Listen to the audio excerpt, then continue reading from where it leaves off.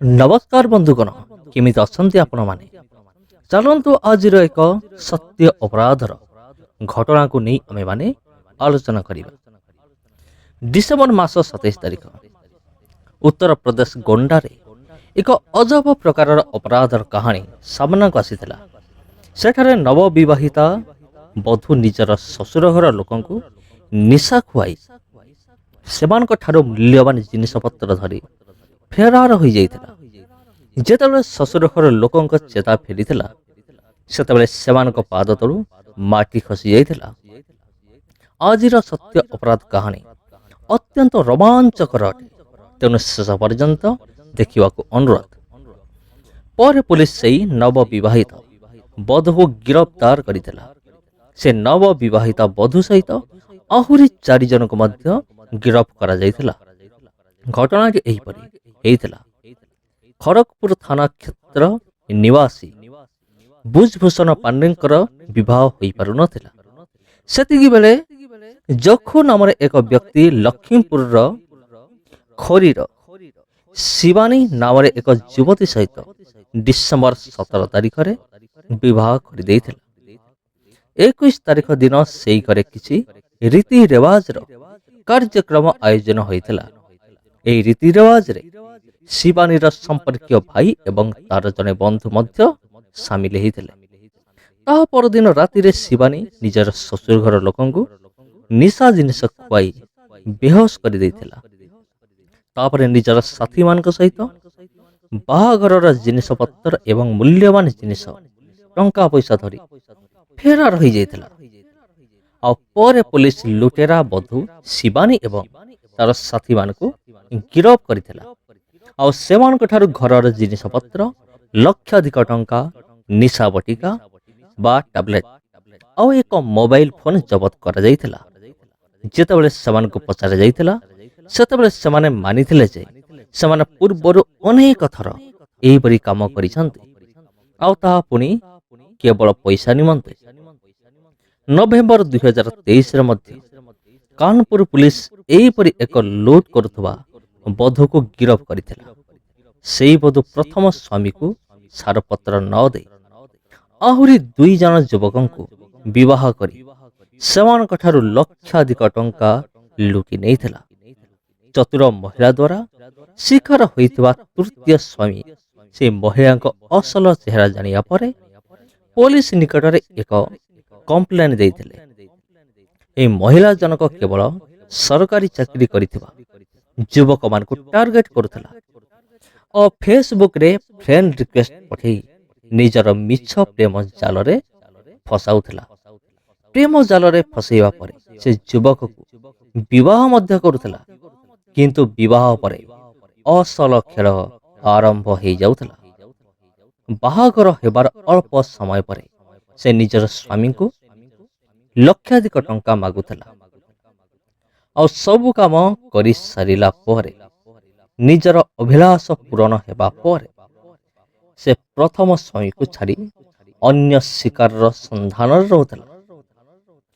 एहिपरि से निज तृतीय स्वामी शिवम सहित मध्य करिथिला, किंतु शिवम कहिथिला जे ता पाखरे एते टंका नाही बोली। ए महिलांकर नाम संगीता अटे।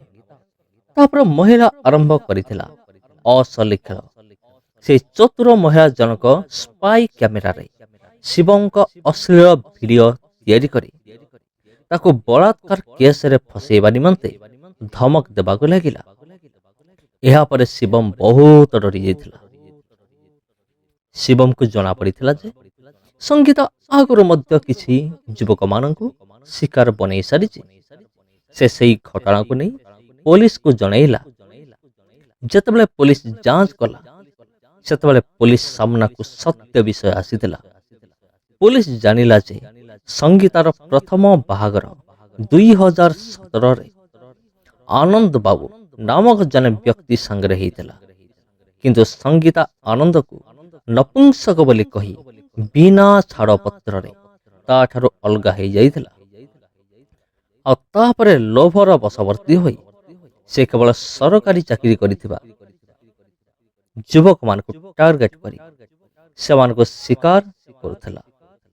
2023 ଫେବୃଆରୀରେ ଆଜମିରରେ ରହୁଥିବା ଅଙ୍କିତଙ୍କର ବାହାଘର ଗୋରଖପୁର ଠାରେ ରହୁଥିବା ଗୁଡିଆ ସାଙ୍ଗରେ ହେଇଥିଲା। ବାହାଘରର ପୂର୍ବରୁ କନ୍ୟାର ଘର ପାର୍ଟି ପ୍ରାୟ 80,000 ଟଙ୍କାର ଡିମାଣ୍ଡ କରି ପୁଅ ଘର ପାଖରୁ ଅନଲାଇନ ଟ୍ରାନ୍ସଫର ମାଧ୍ୟମରେ ନେଇଯାଇଥିଲେ। ଏହି ବାହାଘର ପରେ ଦୁଇ ପରିବାର ଲୋକମାନେ ବନାରସରେ ଏକ ଗେଷ୍ଟ ହାଉସରେ ରହୁଥିଲେ। ବାହାଘର ସରିଗଲା। ଏବେ ବିଦାୟ ବେଳ ଆସିଲା। ଅଙ୍କିତ ବିଦାୟ ଦେଇଥିଲେ।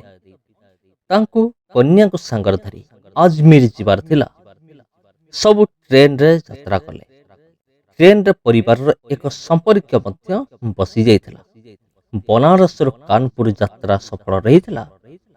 ଯେତେବେଳେ ଟ୍ରେନ କାନପୁର ପହଞ୍ଚିଲା, ସେତେବେଳେ କନ୍ୟା ସାଙ୍ଗରେ ଥିବା ପିଲା ଜଣକ ନିଜର ଗଣ୍ଠିଲି ଖୋଲିଥିଲା ଆଉ ତା ଭିତରେ ନିଶା ଜିନିଷ ରହିଥିଲା। ସେ ଅଙ୍କିତର ସମସ୍ତ ପରିବାରର ବର୍ଗଙ୍କୁ ସମସ୍ତଙ୍କ ଚାରେ ନିଶା ମିଶାଇ ପିଇବାକୁ ଦେଇଥିଲା। ଫଳରେ ଚାହା ପିଇ ସେମାନେ ବେହୋସ ହୋଇଯାଇଥିଲେ। ତାପରେ କନ୍ୟା ସେହି ପିଲା ସହିତ ଅଙ୍କିତ ପରିବାରଙ୍କୁ ସମ୍ପୂର୍ଣ୍ଣ ଭାବରେ ଲୁଟ କରି ଫେରାର ହୋଇଯାଇଥିଲା।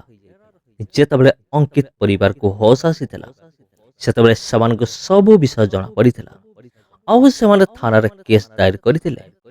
ଏହାପରେ ଲୁଟ କରିଥିବା କନ୍ୟାଙ୍କୁ ଗିରଫ କରାଯାଇଥିଲା।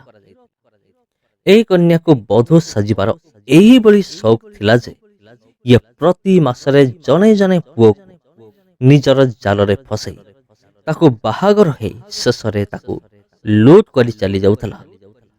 ଡିସେମ୍ବର 2022ରେ ଜୟପୁର ପୁଲିସ ମଧ୍ୟ ଏକ ଲୁଟେରା ବିବାହିତା ବଧୂକୁ ଗିରଫ କରିଥିଲା, ଯିଏ 2022ରେ ବାହାଘର ହୋଇଥିଲା।